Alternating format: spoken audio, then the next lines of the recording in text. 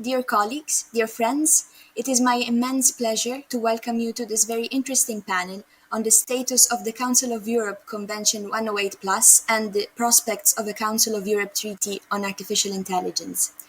My name is Veronique Cimina and I am a legal officer at the European Data Protection Supervisor, and today I will have the great honor to be moderating this very interesting panel. Firstly, I would like to thank our colleagues at the INAI Mexico for the incredible work done to organize such panel. Today, in the context of the open session of the Global Privacy Assembly 2021, we have the great opportunity to focus on the current status of Convention 108 Plus, including one of the most debated topics of artificial intelligence and the prospects of a Council of Europe Treaty on AI. We will also be exploring the new regulation on artificial intelligence proposed in the European Union and will be analyzing how this new regulation is interacting with Convention 108+. The four exceptional speakers of this panel, whom I will be introducing to you in a few seconds, will cover the topics I have just outlined from different angles and perspectives, providing not only a critical assessment of the status of Convention 108+, but also a forward-looking approach as to what awaits us in the years to come. Without further ado, and conscious of the time that we have allocated, it is my pleasure to welcome our four honorable speakers for today, and I will go in alphabetical order while introducing them. So firstly, we have Paul Breitbarth, is the Director of the Global Policy and Youth Strategy at TrustArc. In 2016, he joined the privacy software and research company Nimity, which became part of TrustArc in November 2019. He currently serves as a Director, Global Policy and Youth Strategy. Paul is also Senior Visiting Fellow at Maastricht University's European Center on Privacy and Cybersecurity. Welcome, Paul. Thank you. My pleasure to be here. Thank you. Next, we have Alessandro Mantelero, Associate Professor of Private Law and Technology at the Polytechnic University of Turin. He is Council of Europe Scientific Expert on AI, Data Protection and Human Rights for the Ad hoc Committee on Artificial Intelligence, CAHI, and has served as an expert on data regulation for several national and international organizations, including the United Nations and the EU Agency for Fundamental Rights and the European Commission. He has held visiting appointments in several universities, including Berkman Klein Center for Internet and Society at Harvard University, and joined the University of Oxford as a visiting research fellow at the Oxford Internet Institute in 2013 and 14, working on data protection and big data. Welcome, Alessandro. Next, we have Mr. Gonzalo Sosa. He is the Data Protection Coordinator at the Regulatory and Control of Personal Data Unit in Uruguay. He has been appointed as Data Protection Manager at the Data Protection Authority of Uruguay and as Secretary General of the Agency for Digital Government of Uruguay. For the past 10 years, he has been working in several projects related to digital government, providing legal advice to the above-mentioned entities. He carries out teaching activities in several universities of Uruguay and is a member of ISOC, the Council of Europe's Convention 108 Bureau, and the Multi-Stakeholder Advisory Board of CPDP Latin America. Welcome to the panel, Gonzalo. And then last but not least, we have Mr. Jean-Philippe Valter. He's the Data Protection Commissioner at Council of Europe and member of the ICRC Data Protection Commission. He has been Deputy Federal Data Protection and Information Commissioner in Switzerland, Chairman of the French-speaking Association of Data Protection Authorities, and Chairman of the Consultative Committee of the Convention for the Protection of Individuals with regard to automated processing of personal data. So, welcome to the panel. And our plan for today, for the next hour, is to start with a short opening statement by each speaker, and then move on with a series of questions that will allow the speakers to develop more on the topics that we will hear about from them. So I would like to start with this opening question to all speakers, and I would propose that we address it following the order of presentation. So starting from Paul, and then going to Alessandro, Gonzalo, and Jean-Philippe. So, namely, the question would be, has Convention 108 Plus the capacity of becoming a global standard? Paul, the floor is yours. Thank you, Veronique, and also thank you to INI for the invitation. I would have loved to be back in Mexico 10 years after the first international conference there, which was also my first international conference. But I'm very happy that we are able to do it online this way anyway, and congratulations on that. To your answer, the short answer for me, Veronique, would be yes. I think that Convention 108 already is becoming very quickly a global standard. But regrettably, it is not very known yet in the private sector. And I think all of us should try better and harder to also make companies and around the world aware that there is such a thing as Convention 108, because it is very important as an international standard. You see, whatever new data protection law is adopted right now, whether that is the laws in California that we've seen in recent years, the Brazilian law, or now even the PIPL in China, they are all based on the same basic principles that are derived in the end from Convention 108 and now Convention 108 Plus. And if the private sector were aware that that is the case, it would become much easier, I think, to also work towards that global standard and towards global compliance. Thank you very much, Paul. Alessandro, the floor is yours. Thank you, Veronique. Estoy muy agradecida a Linay por esta invitación. I'm very 108, we organized a couple of years ago in the pre-COVID era a conference on this topic, so the role of Convention 108 in Strasbourg. And I think that there are 4 points that we have to consider. The first point is the structure. The Convention 108 is an open convention. It's open to the enlargement. We already have on board states that are not part of the Council of Europe, not part of the Europe, and from different kind of geographical area. The second point, there are not a lot of alternatives. Unfortunately, the other global model, APEC, OECD, and the future debated United Nations framework have not achieved great results in terms of concrete impact. Third point, there is an alternative between the global standard and the gold standard. The gold standard is, according to the European countries, is the GDPR. And we have to admit that have an impact, the GDPR model. But on the other hand, many countries, in my personal experience, for instance, I worked in the Dominican Republic, many countries have a system that is not in line with the GDPR. The gap is quite relevant, and we cannot imagine to short in a few years what the European Union did in decades. And the last point is the political dimension that is quite relevant and not so debated. Convention 108 is based on the experience of the Council of Europe. The Council of Europe include the United Kingdom, include Russia, include different kind of perspective, different kind of also geopolitical reference area. I consider, for instance, the UK for the Commonwealth or Russia for the Eastern country. And so in this sense, also is in its nature to provide a principle-based scheme that can support many countries around the world and is more accessible than a solution that in many cases is tailor specific for one's area or geographic area. In this sense, the Convention 108 is also seen by many countries as a first step towards, for instance, the adequacy with regard to the GDPR standard, etc.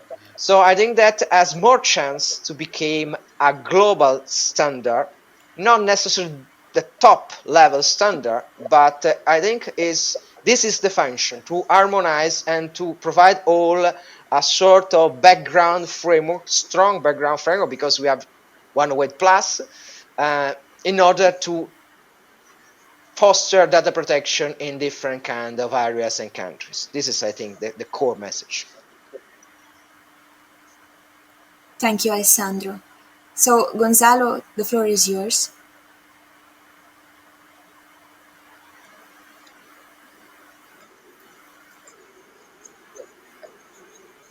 Yes, we do. Yes, we do.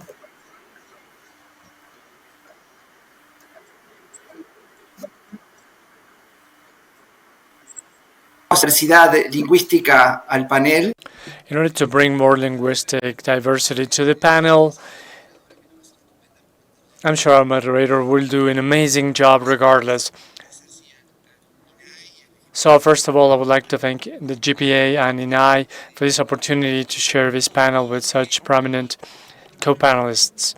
To answer your question, Veronique, I was thinking about the conditions of Convention 108 to become a global standard.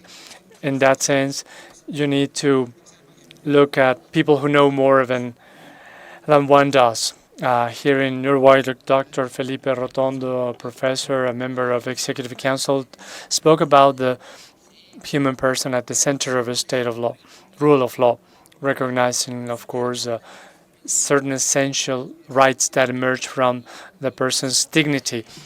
And I was thinking that that dignity is what gives birth to the rule of law. And I was thinking about the pillars of convention, because the convention is framed by the Council of Europe, and those pillars in the Council of Europe also linked to human rights, to democracy, and to the rule of law.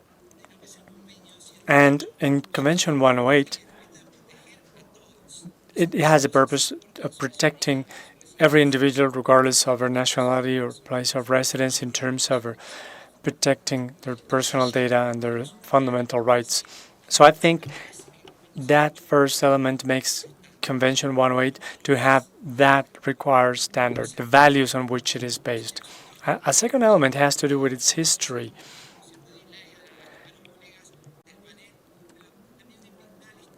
We need to look back at the history of Convention 108 with all the modernization protocols, but it has laid the foundation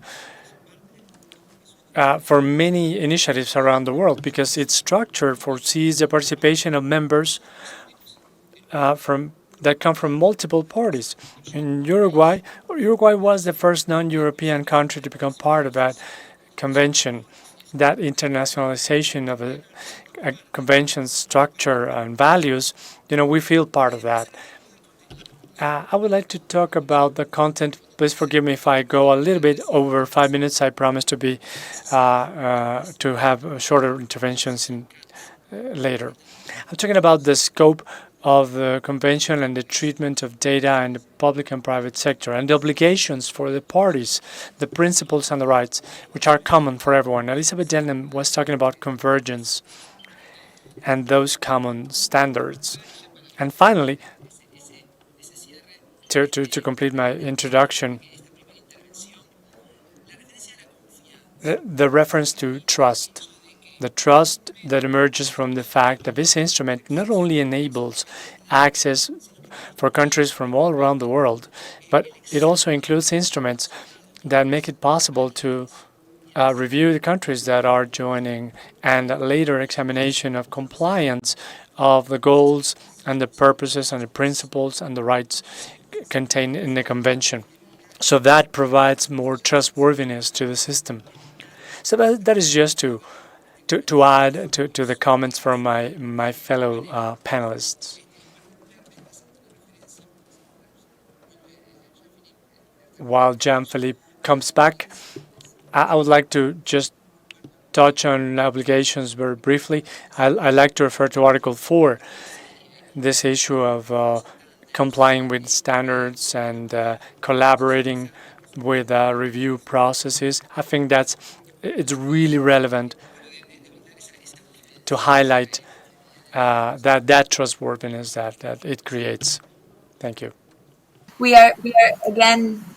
We are live again. Thank you for bearing with us. We had some technical issues, but we are now back. And this, I hope it created more suspense for what is about to come. So I hope you prepared with us for these minutes. So, Jean-Philippe, can you hear us now?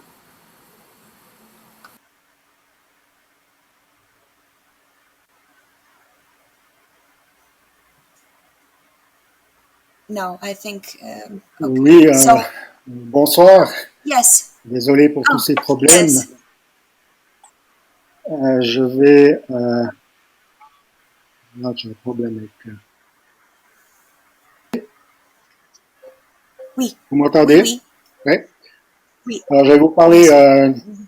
de la Convention 108 comme convention globale, universelle.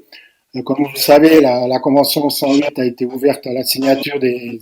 And this is a world agreement. As you know, Convention 108 was signed by the member states in 1981. The interpreter apologizes. We cannot hear Mr. Jean-Philippe Walter. His sound is off.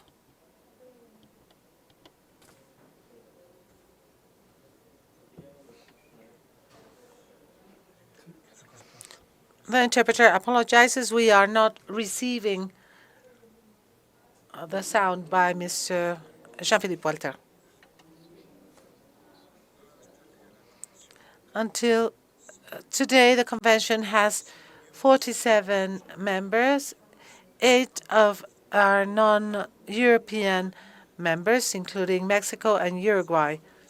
And the willing for opening was strengthened by Convention 108 plus, which is an international instrument for data protection, which extends internationally.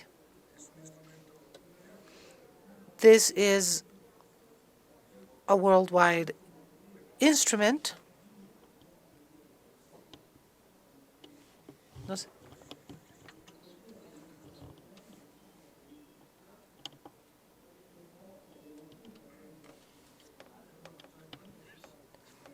And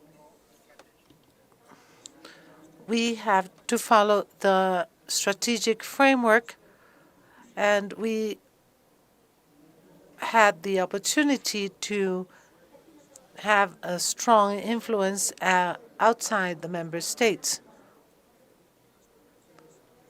and other international prerogatives. The 3 countries that are observers in the TPD tasks, which has become a worldwide convention with 67 countries in 6 continents, which is the convention for the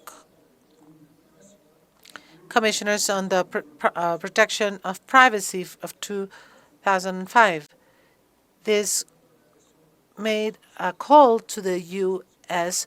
to adhere to Convention 108. Convention 108 Plus right now continues to be the sole alternative.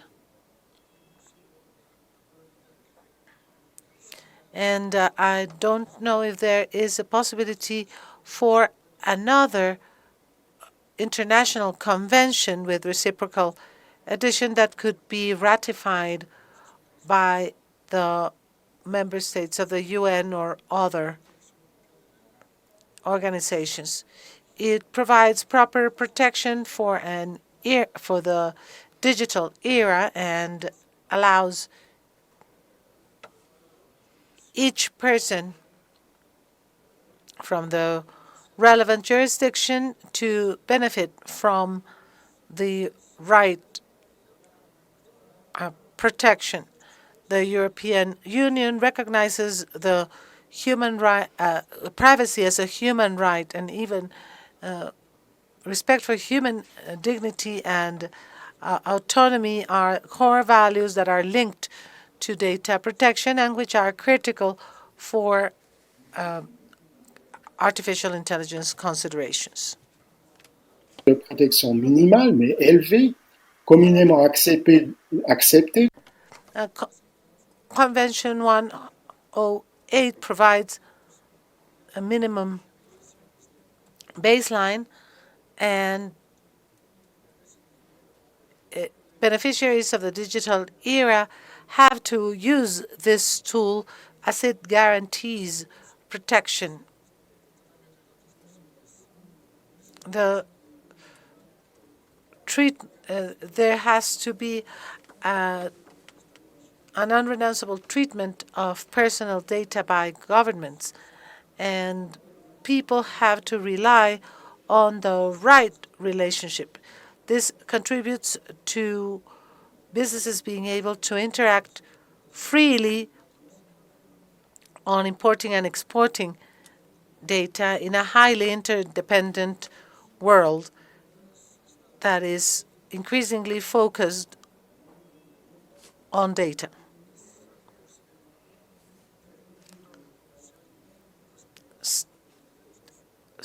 Party states have to develop on an environment that is respectful of human rights by being as a part of a convention.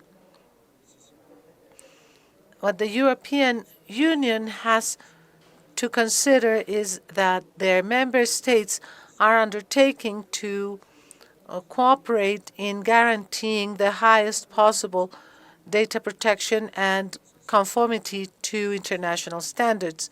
Every country that adheres to Convention 108 Plus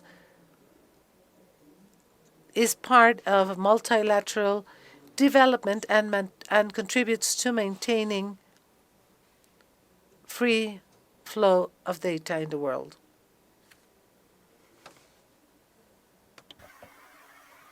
Merci beaucoup, Jean-Philippe. So I would now pass the floor to Alessandro, and maybe we go through the question that I addressed to you before the break. So, in the context of the recent AI developments, would you guide us through the similarities and complementarity of data protection and future AI regulations in the Council of Europe context? And if time allows, could you also maybe develop on its interaction with the EU Artificial Intelligence Act? The floor is yours. Thank you, Veronique, for this question. I think that is a relationship in terms of complementarity between these two kind of future framework, also in the context of the Council of Europe. Because on the one hand, of course, one of the elements in terms of core of future AI regulation is based on data, and so data quality, and also addressing the challenging problem related to the bias that is related to discrimination. And on the other hand, the second element that characterizes all the proposal on AI regulation is the focus on risk, and more specifically on a rights-oriented risk analysis. And these two elements already are in Convention 108. So in this sense, from Convention 108, we can benefit with regard, for instance, the elements concerning the synthetic data, the problem of the decontextualization of algorithm, decontextualization of data, transparency, algorithm vigilance, freedom of choice with regard to decision maker in order to be free from the suggestion provided by the machine in order to have an autonomous decision, not to be influenced by the machine, and also more in general about citizens to have a different alternative solution regarding to the manner in which we can address the social issues, for instance, not only based on AI. And in this sense, the guidelines on artificial intelligence issued by the Committee of Convention 108 already put all these elements as key elements for AI regulation within the context of Convention 108 Plus. So it means that Convention 108 Plus, in terms of data protection, already provide an adequate framework to address the challenges related to data processing. But on the other hand, we have to admit that when we talk about the potential risk and the risk-based approach in the context of AI, there is something more than only the problem related to the use of data. because AI can impact on different rights, not only on the protection of information and personal information. And so, in this sense, the work carried out by the COE Committee in the context of the Council of Europe address a broader perspective that include many other rights and freedoms, not only the rights and freedom related to the personal data. And this is a necessary broader scenario that stress the complementarity between the two instruments. We have not to reinvent the wheel. We have not to reinvent data protection regulation, but we have to add something more. And something more is about other rights and freedom potentially impacted by AI. And in this sense, of course, the risk-based approach is a crucial point and is also the common element between the Council of Europe and the European Union. Also in Artificial Intelligence Act, the risk management is the core of the new framework. And there are a lot of similarities in terms of using red lines, in terms of assessing the risk, but there are also some important distinctions. For instance, the KI consider the risk assessment as an instrument to check the level of risk and mitigate the risk. So it's an open tool. According to the traditional approach in human rights impact assessment. On the other hand, the European Union adopted a slightly different approach because the risk is already set in terms of high risk by the legislator. The legislator already provided in Annex 3 a list of high risk cases. So risk assessment is no longer relevant in order to check the level of the risk, but only to mitigate the risk. Personally, I feel that this approach is a bit more critical, although in line with some issues in terms of industrial policy. But from the perspective of Council of Europe that is more focused on human rights and fundamental freedoms, the idea to have a broader assessment without a preset list of high risk, of course, encompass more issues and more cases, and so is better in terms of performance. And the last point, in both the case, Council of Europe and European Union, there is not enough about the risk assessment models. And this is a very important point, because every solution is based on the idea that we have a risk, we have to assess the risk and to mitigate the risk. But if we have not a model to do that, a methodology to do that, the system doesn't work. And so this is a future challenge for, I think, the next year. Thank you. Thank you, Alessandro. So, Gonzalo, I would leave the floor to you now, and I would ask you to provide us on some insight on the convergence of Convention 108 plus provisions with other international standards in the field, and particularly in Latin America. Thank you. Muchas gracias. Well, thank you very much, Veronique, for your question. I was listening to what Alessandro was saying regarding the scope. I hear myself with an echo. Can you hear me right there? Can you hear me well? Good. So I was hearing Jean-Philippe and Alessandro regarding the importance of the provisions of Convention 108. And I was also thinking, when we speak of Latin America, that our challenge with Convention 108 is to have the convention open to the rest of the world and be influenced by the provisions and the thoughts of other parts of the world. Elizabeth Denham spoke earlier about convergence and collaboration and finding a middle point. And I think that we should be working on finding synergic convergence. We saw that in Latin America and in many documents that are have the influence of Convention 108 and Convention 108 plus as well. I would like to say three things as regards overall or umbrella documents, documents that are with the Ibero-American Network for Data Protection, for example, or the new principles for the Inter-American Legal Committee of the OAS that reflect the importance of Convention 108 and Convention 108 plus for certain standards. You can find their influence because they are being promoted within Latin America. But beyond Convention 108, we see our national laws.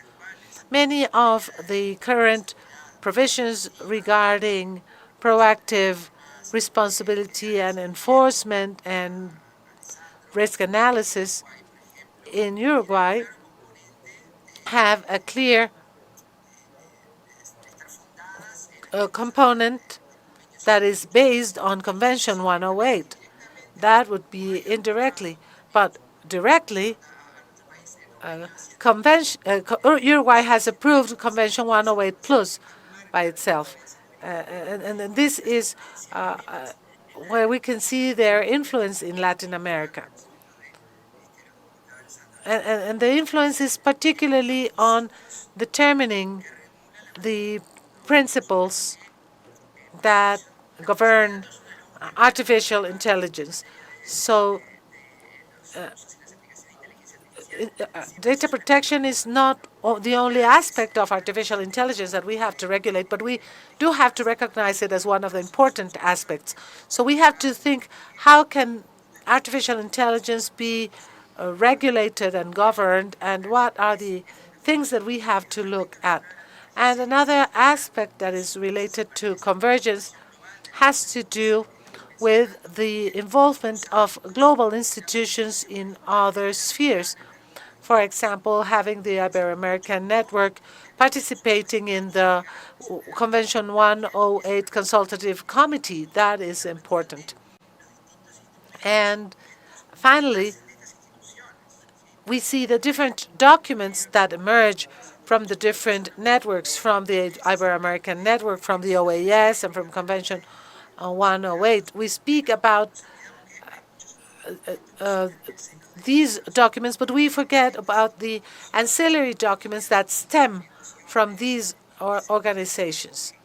They also have guidelines that are built on the previous conventions and on the previous documents. So that is all I have to say, and thank you very much. Thank you so much, Gonzalo. And so lastly, Paul, I would leave the floor to you to provide us with your views on the effect of the Council of Europe's legal framework and its developments on your practice. So the effects that it has in private sector and in practice. So I will leave the floor to you. Thank you, Veronique. I have been doing a lot of work on the demonstration of compliance and on accountability in recent years. And also during that time, I've come to advocate a framework-based approach, where because we see more and more new data protection laws being developed that are all to some extent alike, whether it is indeed the GDPR, LGPD, the legislation in California, in other Latin American countries, but also now in Southeast Asia. A lot of those modern data protection laws, whether it's the third or the fourth generation, we can debate that, they are built on the same principle. And if you look now at Convention 108, you see, of course, those same principles again. So I've come to realize in the past couple of months that not only I should advocate a framework-based approach, but maybe also a Convention 108 plus based approach. Because if you build your privacy program according to the elements of Convention 108 plus, you can align it with data protection laws from many countries around the world. Obviously, the GDPR and the UK GDPR, but more and more regions. And if we see the uptick in countries that are joining Convention 108 Plus, or that are interested or have expressed interest to join Convention 108 Plus, that will make sure that their privacy and data protection laws are also aligned with those same standards. That will, of course, never be perfect. Compliance as a private sector company with a convention that is primarily aimed at governments will only be a first step. But I think it can be very helpful for a lot of organizations to be able to save a lot of time, because now everybody stresses out every time a new data protection law comes out, whether that is China, which enters into force in 12 days, or the new law in Rwanda that enters into force in 2023. But if you have that framework-based approach, if you take that same approach, I mean, a policy that you need for a right of access request is no different, no matter what law. The only difference might be the time frame and maybe some of the access that you need to provide. But the basic steps you need to take internally to fulfill that request would be the same.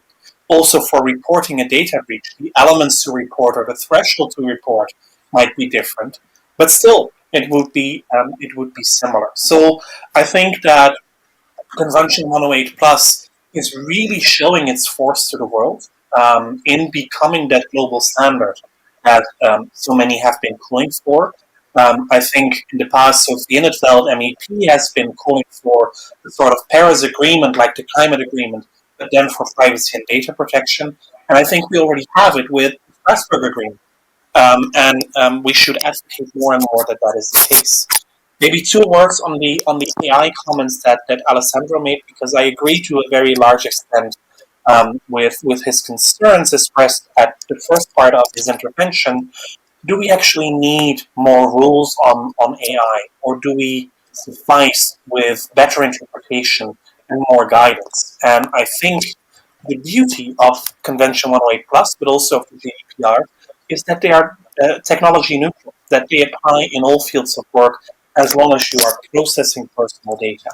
And as long as we bear in mind that the outcome should always be human rights focused and respect also the right to human dignity, and not just data protection and privacy, I think that the current rules actually should suffice, or at least that we should have a few more years to learn to work with them before we start making new rules.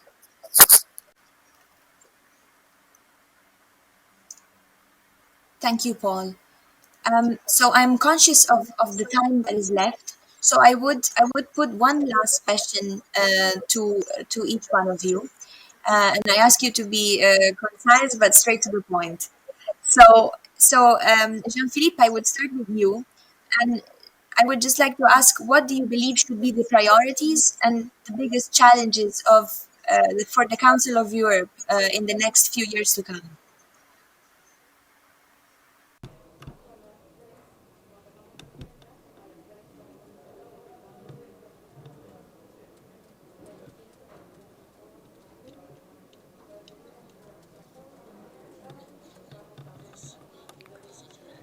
I think the main challenge for the Council of Europe, of course, there are multiple challenges. Artificial intelligence is one of them. I agree with Alessandro that Convention 108 in terms of data protection is enough to regulate data protection system in terms of AI. And of course, we need to specify some principles, but we don't need to reconsider the level. I think the absolute priority for the Council of Europe will be to obtain a sufficient number of ratifications of Convention 108 plus, because the mechanism is somewhat complicated, but we would need the 38 states to accept the convention so that it can go into force. It should be between now and 2023. I hope it's 2023, so that we can propose the mechanisms contained in a convention, which is a review, legislation, evaluation, and implementing cooperation mechanisms that are based on the convention, because data protection authorities have to cooperate and act together when it comes to cross-border issues. That is a fundamental problem, and that is all contained in the spirit of Convention 108 plus. And this is in line with what was said in the European Union with the creation of data protection regulation that would serve as a bridge between the European Union and other authorities. I think it's about time it is implemented.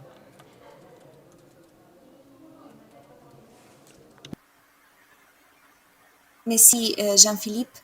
Um, I would have another question for Alessandro, specifically related indeed to the CAHI, to the Ad hoc Committee on Artificial Intelligence.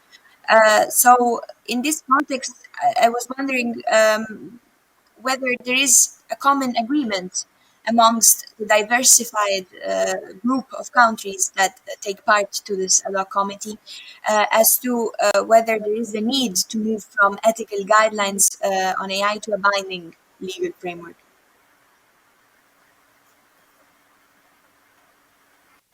This is 1 million question, 1 million question, but because of course there are different kind of countries with different kind of position, and this was the most interesting part of the KAI debate.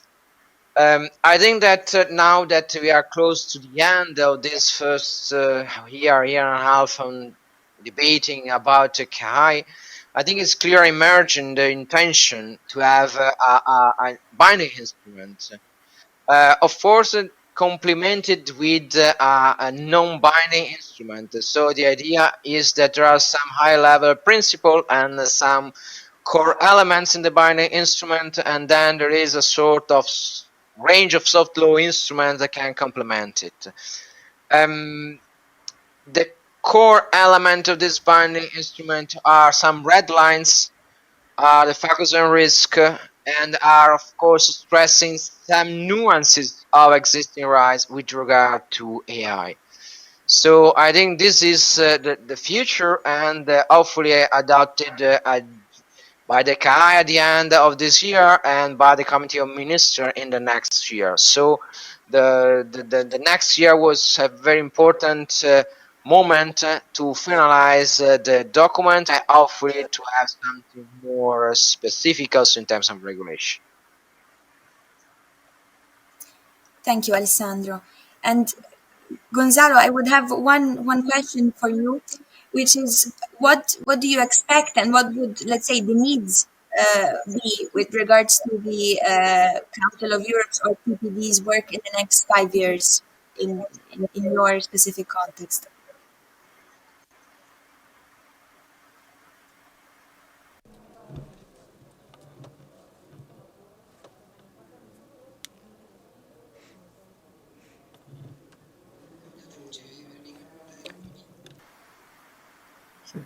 I'm sorry, Veronique, I couldn't hear you. Can you repeat the question? What's the question for me? So what do you expect, let's say, with regards to the Council of Europe's or the TPD's work in the next 5 years in the context of your activities and area?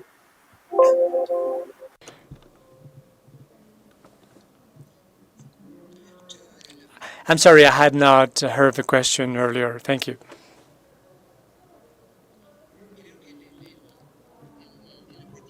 I think the what we expect for the next few years is, for our part, to continue collaborating with the Council of Europe, with the Convention 108 Committee, to provide the perspective of other regions and promote that ability for the convention to be internationalized. A lot of one of the some of the things that are already being discussed in our national legislation, of course, include the ability of working together with the Council of Europe so that we can contribute our own perspective.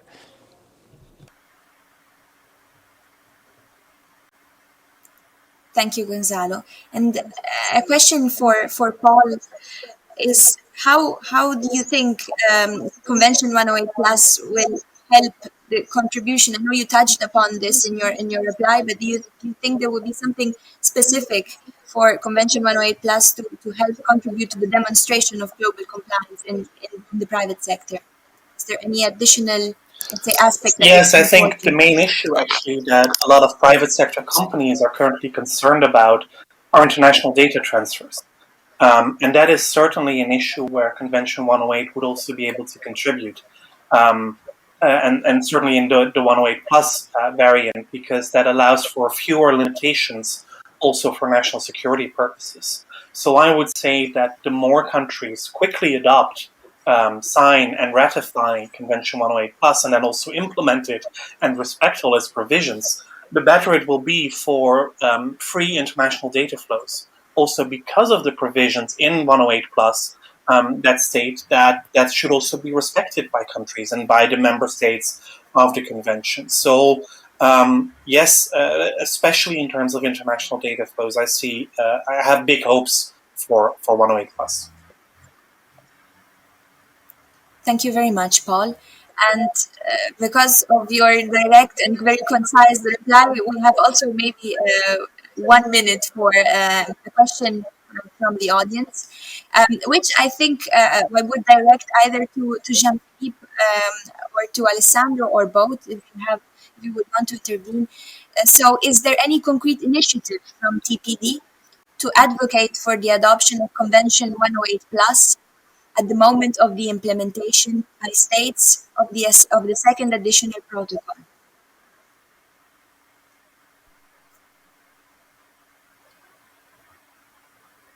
Jean-Philippe.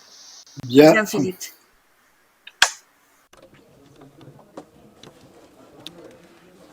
Bon, je vais essayer de donner une réponse. Et l'importance avec la convention soit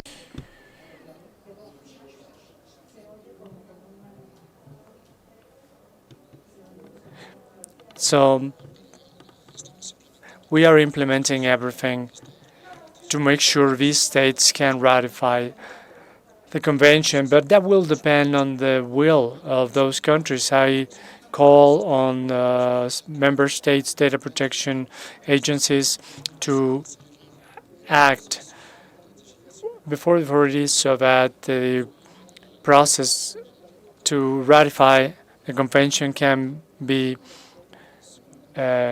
sped up, so that to ensure that the convention can be ratified as soon as possible by a sufficient number of states so that it can go into effect.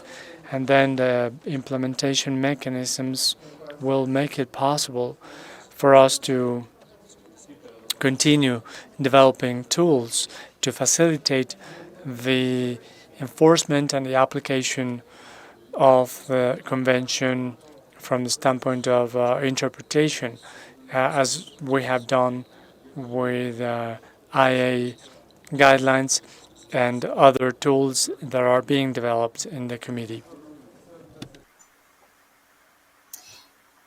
Thank you very much, Jean-Philippe. So I'm conscious that the time we have allocated is up.